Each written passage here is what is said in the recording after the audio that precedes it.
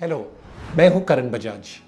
As 35 पे अपनी marriage के बाद मैंने देखा कि मेरे लाइफ के सब पार्ट्स ट्रांसफॉर्म हो गए। पर्सनल, प्रोफेशनल, फाइनेंशियल, करियर, सब कुछ। ये पार है एक पॉजिटिव हेल्दी रिलेशनशिप का। हम लोग सब जानते हैं कि हमारा लाइफ पार्टनर लाइफ का सबसे इंपॉर्टेंट डिसीजन है, पर क्या हम एक हेल्दी रिलेशनशिप में हैं? ऑब्वियसली अपने इंस्टिंक्ट से ये बेस्ट पता लगता है, पर कई बार इंस्टिंक्ट्स को आर्टिकुलेट करना थोड़ा मुश्किल होता है। तो ये दो फ्रेमवर्क्स ने मुझे बहुत हेल्प करा ये जानने के लिए कि क्या मैं एक हेल्दी रिलेशनशिप में हूँ या मुझे मेहनत करनी है उस रिलेशनशिप को हेल्दी बनाने के लिए। तो वो मैं आज फ्रेमवर्क्स आपके साथ शेयर करूँगा।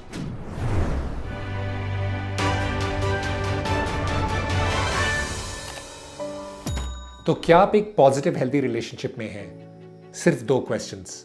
पहला क्वेश्चन, क्या आपके कोर वैल्यूज पूरी तरीके से अलाइंड हैं? मैंने ये ऑब्जर्व करा है कि जब हम एक रिलेशनशिप में होते हैं, जब अप्स एंड डाउन्स के थ्रू जाते हैं, तो एक टेंडेंसी होता है अपने पार्टनर को ब्लेम करने का। पर टिपिकली गलती आपकी पार्टनर की नहीं है, गलती आपकी भी नहीं है। गलती इसमें है कि कोर वैल्यूज पूरी तरीके से अलाइन नहीं है। अगर मैं अपना एग्जांपल दूं तो मेरे 3 कोर वैल्यूज हैं जिसको बहुत ज़्यादा मेरे एक्सपीरियंसेस ने शेप करा है। चाहे मेरे फादर जब आर्मी में थे तो बचपन से जो मैंने देखा उससे ये वैल्यूज़ मेरे काफ़ी ज़्यादा शेप हुए। वो है फर्स्ट ग्रोथ और learning, second independence, third creativity. ये मेरे लिए इतने ज़्यादा कोर हैं कि इनको मुझे चेंज करना बहुत मुश्किल लगता है। एंड मैंने ये देखा है कि जब ये वैल्यूज़ मेरे पार्टनर्स के साथ अलाइन नहीं होते तो टिपिकली वो रिलेशनशिप्स कभी लॉन्ग टर्म में लास्ट नहीं करती। तो एक वैल्यू लेते हैं इंडिपेंडेंस। मेरे फादर आर्मी में थे, मैं बोर्डिंग स्कूल्स में पढ़ा हुआ, तो मेरे लिए एकदम बहुत कोर था ये कि मैं इंडिपेंडेंट रहूँ।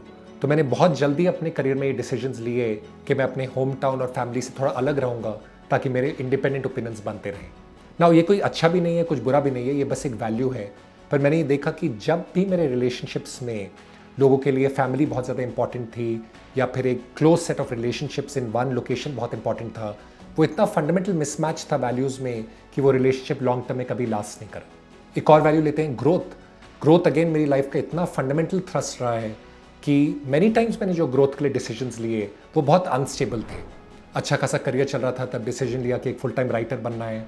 फिर से डिस्कवरी का हेड था जब डिसीजन लिया कि मुझे अपना खुद का स्टार्टअप करना है। जब भी मैंने ये ग्रोथ एंड इंडिपेंडेंस के डिसीजंस लिए तो ब्रॉडली काफ़ी क्रिटिसिज्म मिला मुझे वर्ल्ड में। लोग बोले थे कि गलत डिसीजंस हैं, नहीं आपको अपना स्टार्टअप करना चाहिए, कौन फुल टाइम राइटर बनता है एज 40 या एज 35 पे जब आपके 2 बच्चे हैं।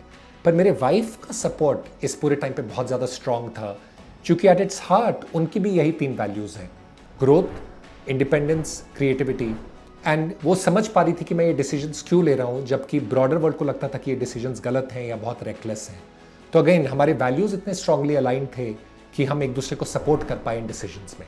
ऑपोजिट डायरेक्शन में भी, सिंस ग्रोथ, इंडिपेंडेंस और क्रिएटिविटी मेरी वाइफ के लिए बहुत ज़्यादा इंपॉर्टेंट है, हम लोग ने काफ़ी डिसीजंस लिए ऐसे टाइम पर कि हम लोग दोनों ने अपनी वैल्यूज़ को अच्छे से एग्जीक्यूट करा।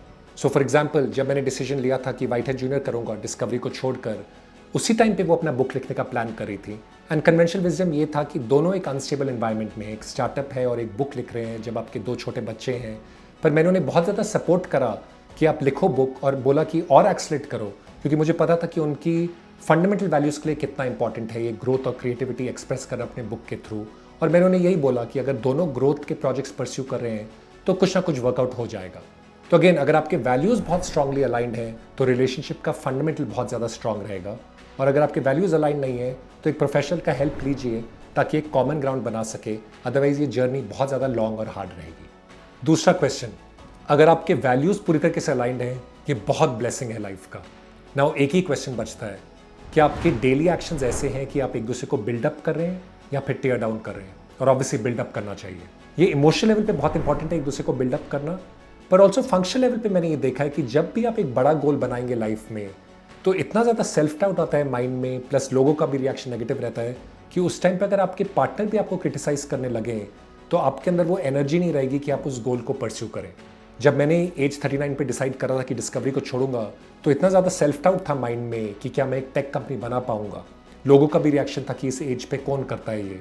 पर जब मैंने अपने पार्टनर से बात करा, अपनी वाइफ से बात करा उस बारे में, तो उनका रिएक्शन ये था कि वो समझ सकते हैं कि मैं ये क्यों करना चाहता हूँ। उन्होंने देखा है कि मेरी लाइफ में इम्पैक्ट एक बहुत इंपॉर्टेंट आइडिया है लाइफ का, कि बहुत लोगों पे मेरी लाइफ का इम्पैक्ट होना चाहिए। एंड खुद एंटरप्रेन्योरशिप करने से बेटर कोई और तरीका नहीं है इम्पैक्ट लाने का दुनिया में। तो उनके सपोर्ट की वजह से मैं वो डिसीजन ले पाया। एंड सिमिलरली जब वो एज 31 की थी और मैं एज 33 का था, तब हमारी शादी भी नहीं हुई थी, तब उनका एक बहुत ज़्यादा स्ट्रॉन्ग इंक्लिनेशन था कि वो योगा टीचर्स ट्रेनिंग करें, योगा सीखें। तो अगेन उनकी फैमिली का बहुत नेगेटिव रिएक्शन था कि इस एज पे बच्चे होने चाहिए एक्सेट्रा। पर सिंस मैं उनके वैल्यूज़ को समझता था और मैं उनके डेली एक्शन से सपोर्ट करना चाहता था उनको, मैंने भी उनके साथ योगा सीखा एंड हम दोनों ने ये डिसीजन लिया कि साथ 1 साल इंडिया में योगा सीखेंगे, सबैटिकल पे रहेंगे एंड उससे बहुत ज़्यादा स्ट्रांग हुआ हमारा रिलेशनशिप। मैं ट्रेडिशनल तरीके से रिलीजियस नहीं हूँ, पर हर रिलीजन में एक पॉइंट आता है कि ओनली अल्लाह इज़ परफेक्ट या फिर only God is perfect. Human kind है, मतलब इम्परफेक्शंस होगा एंड या तो आप और आपके पार्टनर एक दूसरे के इम्परफेक्शंस पे फोकस कर सकते हैं या फिर उन इम्परफेक्शंस को एक्सेप्ट करके एक स्ट्रॉन्ग, पॉजिटिव और हेल्दी रिलेशनशिप बना सकते हैं। चॉइस आपका है। पर एज लॉन्ग एज आपकी ये दो चीज़ें, एक आपके वैल्यूज़ अलाइन है पूरी तरह, दूसरा आपके डेली एक्शंस एक दूसरे को बिल्डअप करते हैं, तो आप एक बहुत पॉजिटिव रिलेशनशिप में हैं एंड एक बहुत बड़ा ब्लेसिंग है ये लाइफ का।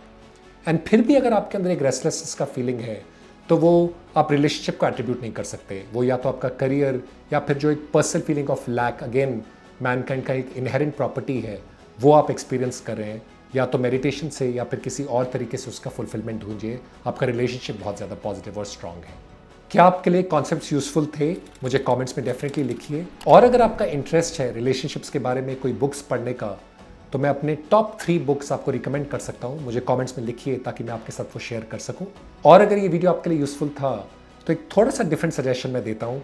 ये video on the life changing power of being alone, ये भी आपके लिए इंटरेस्टिंग रहेगा, क्योंकि इसके अंदर मैंने बताया कि अगर आप एक पॉजिटिव रिलेशनशिप में अभी नहीं है, तो अकेले रह के भी बहुत ज़्यादा सेटिस्फैक्शन पा सकते हैं लाइफ में।